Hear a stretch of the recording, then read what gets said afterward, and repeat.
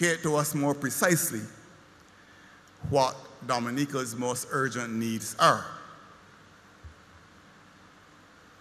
This is what we mean when we go into international fora and tell international financial institutions and the governments that finance them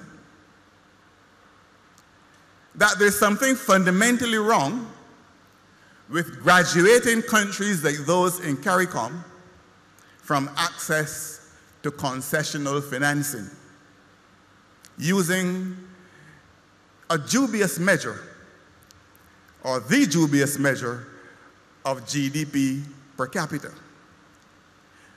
We do not tire of making the point that all of our GDP can be wiped out in a few hours by a serious national disaster.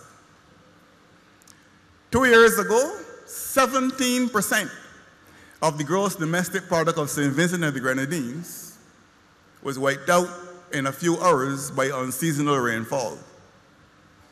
Some years ago, 230% of the GDP of Grenada was wiped out by a hurricane. You heard Prime Minister Skerritt say on this occasion that Dominica has now been put back 20 years as a result of the damage done to that country by Hurricane Erika. The point has to be made that when in large and powerful countries there are natural disasters, these disasters are local events. Hurricane Katrina was a local event in the United States of America. Hurricane Sandy was also a local event in the United States of America. Yes, those two hurricanes caused much damage, but the society was still able to function. When a hurricane happens in any CARICOM state, it is not a local event. It is a national event because every facet of life is touched and unsettled.